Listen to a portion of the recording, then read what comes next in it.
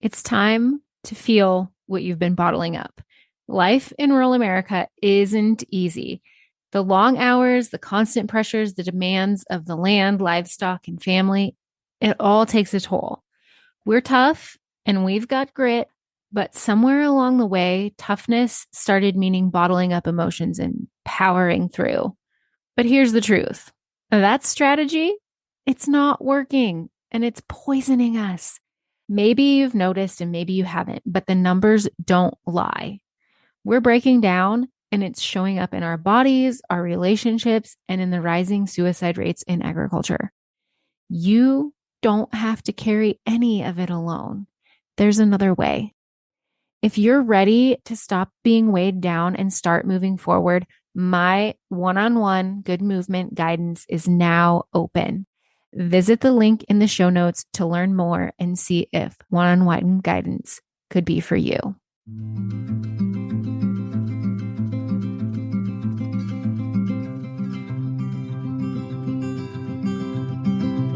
I'll carry you, you carry me, we'll help each other through it. Come on and see, good movement draws good movement.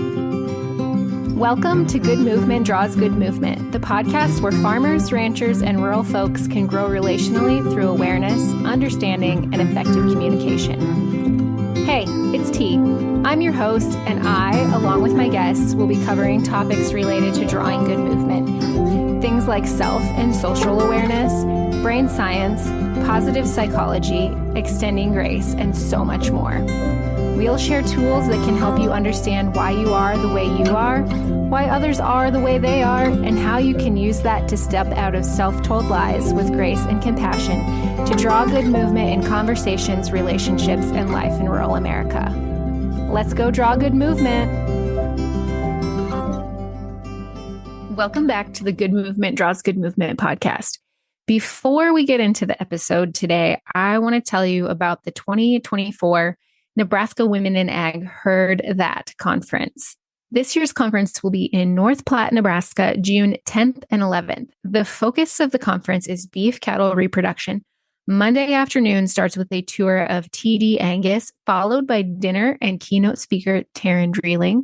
You heard that, pun intended, right? I'll be the keynote speaker the evening of the 10th, and we'll be talking all about good movement. Tuesday is full of learning from industry experts as well as University of Nebraska Extension professionals through several hands-on workshop opportunities. Visit the link in the show notes to get registered for one or both days of the 2024 Nebraska Women in Ag Heard That Conference.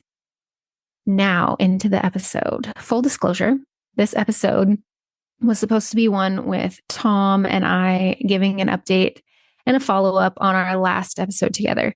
But it's busy season. He's not home yet, and I needed to get this one recorded. So instead, I'm going to wing it and talk about something I've been thinking about lately because it's come up in conversation a few times recently. I'm not sure that it matters what segment you belong to. It seems this time of year in agriculture is busy across the board. Farmers are trying to get crops planted. Ranchers are either calving, finishing up calving, and getting into spring work and brandings, getting cows out to grass, etc. It's busy.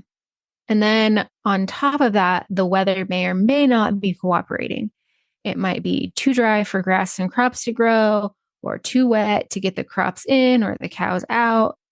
You might have a blizzard in May. Speaking from lots of years of calving in May and having Mother's Day blizzards. Anyway, you just never know, especially if you farm or ranch in Nebraska. And I'm sure other states, but it's fresh on my mind because I'm a Nebraskan. And we got crazy weather here. Nevertheless, those things not only add challenges to the busy season, but also they add a nice layer of stress. Working in agriculture when so much is out of our control can be hard, like really hard. And I don't mean physically hard, although it does require some physical labor or a lot, depending on what you do. But what I'm talking about is mental and emotional hard. And yet I don't know very many of us who are willing to admit that it's hard on our mental and emotional well-being. We instead tend to bottle it up. And at least here in the Midwest, we say things like, it could be worse, or it's better than a poke in the eye or a kick in the pants. And all those things, they may be true. It could be worse.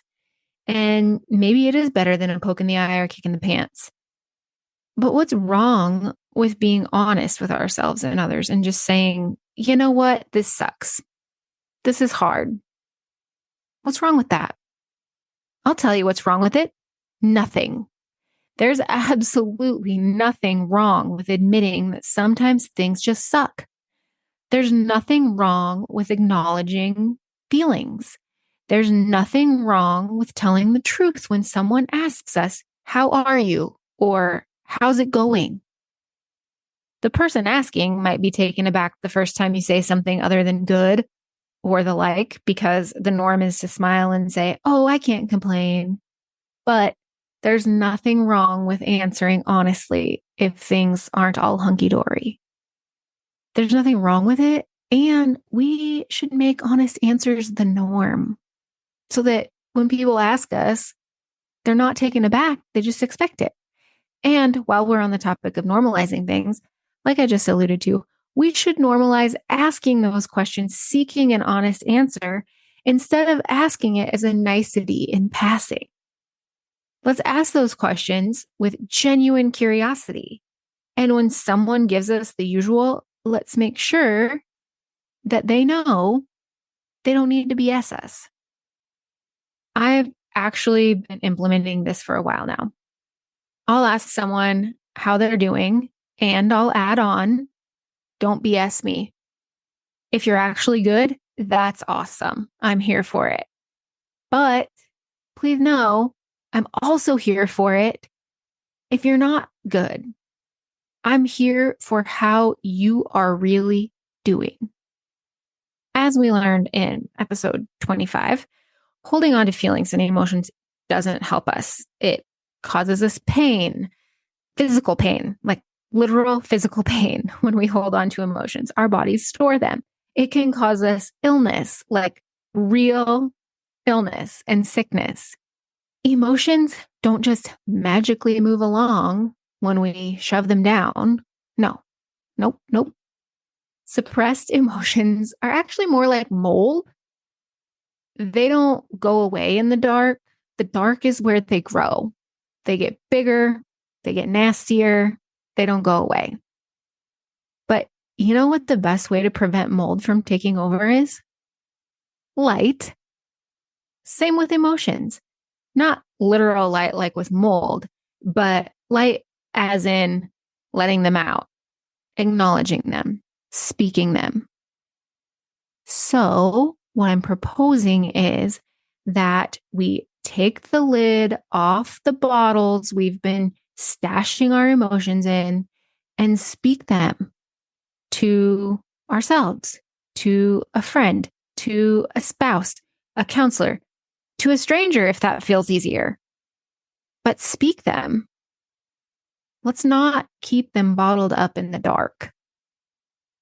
Let's normalize talking about how we really are, especially in these busy seasons when the weather is not going our way, whether it's too much rain, too little rain, blizzards, I don't know, whatever else crazy kind of weather we get, or whatever other stressors that are out of our control might land on us.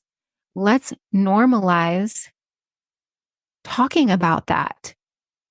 The more we talk about it, the more light gets shed on it and the less the mold grows. This has been a shortish episode. We will be back next week. I would like to say that it'll be an update from Tom and I, but I don't know. So with that, until next time, draw good movement. Thanks so much for tuning in. I'm so grateful for you. If you found value in this episode, I'd love for you to share with others who might also benefit from tuning in. Share by word of mouth, send it in a text, take a screenshot and post it on social media, or share however you prefer. And if you haven't already, hit the follow or subscribe button so you never miss an episode. Until next time, draw good movement.